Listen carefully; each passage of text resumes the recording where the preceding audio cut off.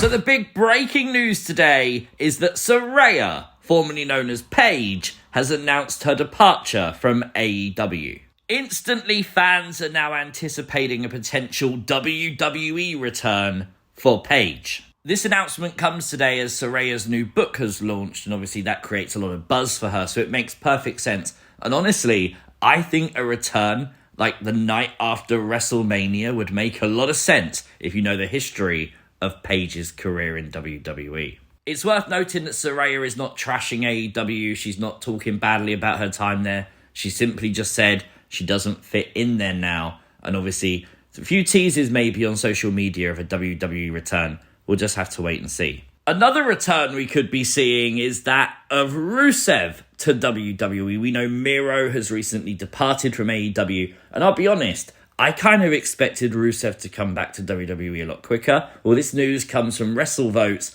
and WrestleVotes are saying that Rusev could be back in WWE by the end of the year.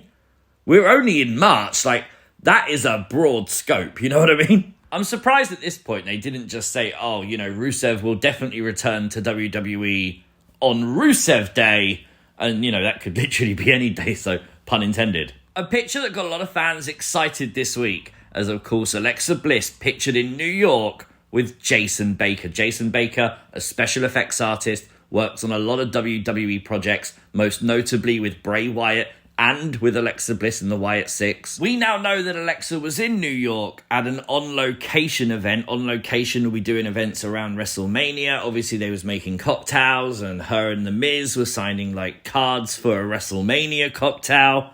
That's what was going on in New York. What seemingly got a lot of people excited, though, was the sign behind Alexa Bliss that said Chicago, and obviously Smackdown on April 4th will emanate from Illinois in the Allstate Arena. So maybe a tease. The first Smackdown after the WWE European Tour, and a lot of fans are holding out hope. That's when we probably see Alexa Bliss back in WWE, and maybe also the Wyatt Six. Now, obviously, that's not confirmed. Nothing more than fan speculation, but you just never know. And with this picture posted today by Joe Gacy, the Wyatt Six are seemingly getting more and more active on social media. Hopefully that's a positive sign. For longtime fans, though, it's worth noting that the Uncle Harper trademark has been abandoned by WWE, so it won't be a character that we see pop up in the future. Obviously, this was trademarked around the same time that they trademarked Uncle Howdy. There's always been fan speculation that this character of Bray was going to be Uncle Harper. We never explored this character. It could have been called Six. It could have been called anything else. There is always the opportunity that WWE picks up this trademark again, but obviously right now it has been abandoned, so I would assume that there's no future plans to use it. On Raw this past week, we had the debut of El Grande Americano, which is certainly, definitely, almost maybe not Chad Gable. Now, who am I joking? It totally is Chad, but this has been very controversial on social media. Like, I saw a few people Monday. I didn't think it would turn into such a big thing, but a lot of people upset by this gimmick, and I don't understand it. It's easy storyline for an American to portray a luchador. Now, some obviously are more serious than others, but Chad Gable's not trying to cause offense with this gimmick. This gimmick is just meant to be fun. It's using AI because El Grande Americano doesn't exist. You can't make a promo video of someone who doesn't exist. And yes, this is very clearly AI. They haven't even tried to hide it. Look at the fingers. Most people don't have that many fingers. And it's also not a bad thing to use AI. Personally, I think it adds to the character where he has to use AI because it doesn't really exist. And how's he named himself? Let's be honest, his name is El Grande Americano.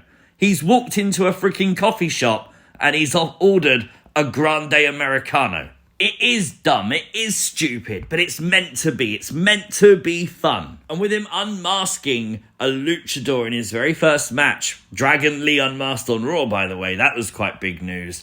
This storyline is pretty clear. El Grande Americano will end up being unmasked. It will probably be revealed as Chad Gable. It's storytelling, nothing more. We spoke about the news recently of the rumour that Kamala could be entered into the WWE Hall of Fame. Well, his family has announced via Facebook that he is now signed to a WWE Legends contract, with his wife quoted to say, "We couldn't be prouder that James's legacy is back home where it belongs." Certainly adds fuel to the fire that we could be hearing the announcement soon of Kamala entering the Hall of Fame. We did get the announcement the other day that the natural disasters, earthquake, typhoon, will be inducted into the 2025 Hall of Fame. Obviously, this was rumoured too, so we'll just have to see what happens with Kamala. NXT's Charlie Dempsey will return to Bloodsport Thursday, April 17th, joining Pete Dunne, Karrion Kross, Natalya, and a plethora of WWE superstars who will be on the show. So there are multiple reports out there now that WWE is planning to do a fatal four-way at WrestleMania for the Intercontinental title, which will be Bron Breakker, Penta, Finn Balor, and Dominic Mysterio. I'm so intrigued by this because I don't know how we're going to get Dom and Finn to fight each other. Obviously, there's been a lot of tension between the two. Do they break up prior to Mania? Does something happen in the WrestleMania match? I don't know. That's why I'm talking about it. Normally, I don't like to talk about spoilers, but this one I think is very interesting. With the triple threat being official for WrestleMania, Seth, Roman, Punk, we know that all three will be in attendance Smackdown for a contract signing. And we all know how they go in WWE, don't we? I'm just intrigued. Obviously, I'm assuming Paul Heyman's going to be there. Will the favour get mentioned again? We also know that both Cody Rhodes and John Cena will be on Raw again from London next Monday. But this will be the last advertised appearance for John Cena ahead of WrestleMania. That's still like 3 weeks away. Either it's time to really do something massive with this, or WWE has something planned where Cena's currently not already advertised. We'll just have to wait and see. There's also been a lot of fan speculation that The Rock could be showing up in either SmackDown or Raw from London, England. I don't know where this came from. I can't seemingly find any reports from it, but we can confirm The Rock will not be in London on Friday, as he will be in attendance in Houston for the season opener of UFL. So he will definitely not be in London for SmackDown. As for Raw, maybe, but it's nothing more than guesswork. No one knows. There's no reports on it, etc. Something that is coming this Friday, though, is the brand new Dudley Boyz Pop Vinyls. I love this. This is really cool. A Hall of Fame 2-pack for Bubba Ray and Devon on WWE Shop on the 28th. In case there was any confusion, there are multiple reports out there that the Jey Uso slip on Raw was planned. There is a lot of talk about how Jey Uso will continue to be pushed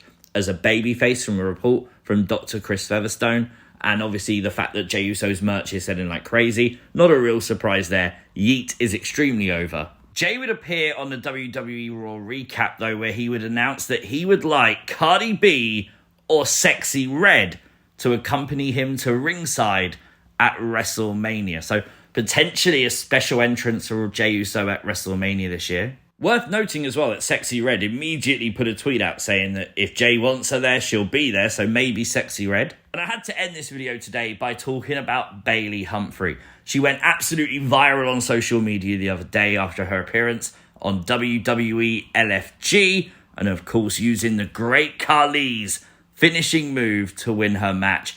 Absolutely impressive.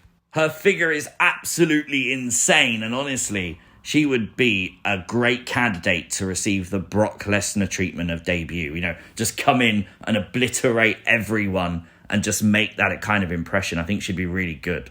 But there is your WWE news this Wednesday. Let me know all your thoughts, your theories, your comments in the comment section down below. If you are new to the channel, hit the subscribe button, turn on post notifications, you'll never miss an upload. Like the video, share the video, it really does help the channel out, and I'll see you next time. Peace!